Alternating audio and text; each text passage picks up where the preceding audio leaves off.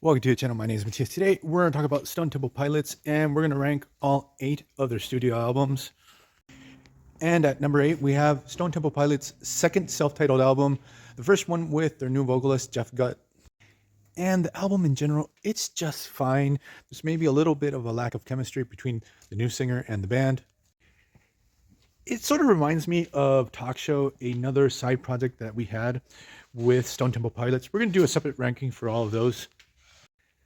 But in general, this album is just fine. There's no bad tracks on it. Maybe in the worst case, at moments, they do sound like a Stone Temple Pilots cover band, like Jeff is trying really hard to sound like Scott. So next we're going to talk about the second album that Stone Temple Pilots did with Jeff, called Barely Them.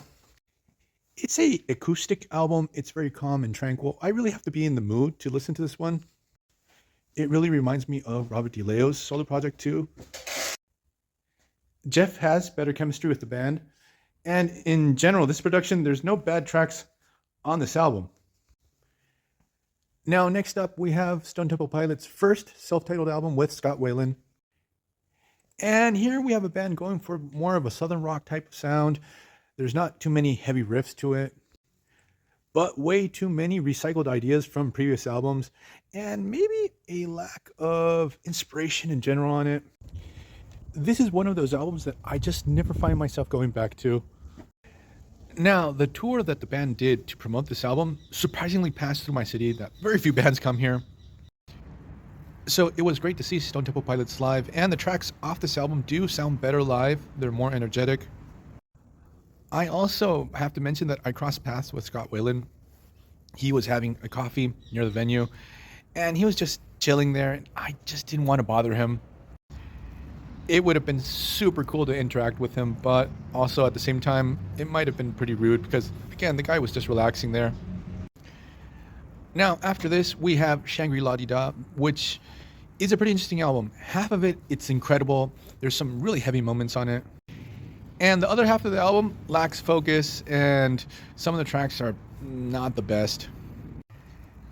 It was a really weird time for the band. Like, they had become nu metal adjacent. Like, Scott was friends with Fred Durst. They had been on the Family Values tour. Also, Weiland was dealing with all types of addiction issues that led to friction with the band. So this is very apparent on the album. So after this, we have the album 4. Now, in this case, 2/3 of the album is incredible. Some very emblematic tracks. This album has some of their best super heavy riffs, like obviously the track Down. And also the more mellow stuff is pretty good too. Like, everyone rags on Sour Girl, and I love that track. It's in general a great comeback album because the band had been on hiatus prior to this. And the tracks that are not that good, they're not skippers, like they're not terrible. Now, from this point on, we hit the gold standard. All these albums are just fantastic. They are pure gold. They're fantastic from front to back and very emblematic of the time that they came out in. So at number 3, we have Core, their first album. Now, Stone Temple Pilots get a lot of shit because they borrowed a lot of their sound from other bands from the Seattle area. Obviously, they're not from Seattle, they're from California. That they jumped onto the grunge bandwagon. But the thing is that this album has some fantastic tracks. Very well written songs, fantastic riffs. Scott Weiland is really bringing his A game as a vocalist. Even if one of the tracks, if you interpret it in a certain way, has not aged very well. I remember Plush, like one of the big takeaway tracks off this album was on the Crow soundtrack. I even remember as a kid when I bought the album where I got it. Going with my bike to this shopping mall that was very far away, and the record store was actually in the food court for some reason. I had saved up a bunch of money and I bought Core, I bought Soundgarden's Down on the Upside, and Woodstock 94. I was one happy camper that day. So let's go to the next album, Purple. And here we have Stone Temple Pilots really refining their grunge era sound. Everything that they did right on their first album, they do better here. They take everything up to 11.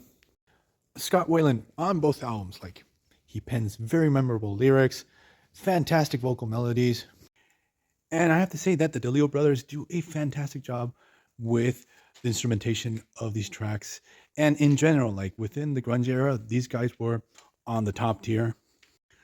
I also have to say that I had a band when I was a kid, about 15 years old, and we played a lot of tracks off core, but we loved playing the songs off purple, especially Interstate Love Song. Fantastic, super fun to play.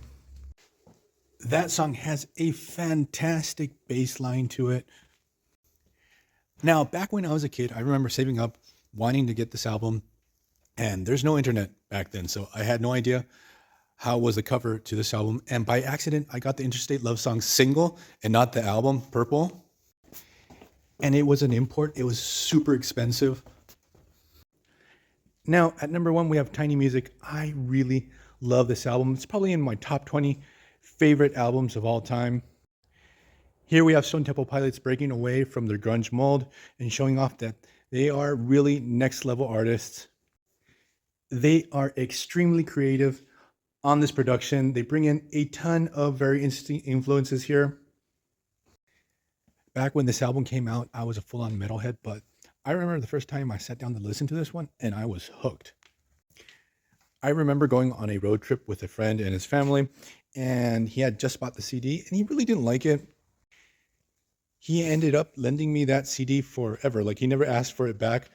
But the funny thing about that trip was we only had 2 CDs for a 30-hour road trip to a place way down south in Argentina called Bariloche. And it was obviously Tiny Music, and the other album was a best of Creedence Clearwater Revival. And I remember in Bariloche actually buying Scott Weiland's solo album, 12 Bar Blues. And my friend actually bought Soulfly's first album there too. So on our way back, we had 4 albums to cycle through.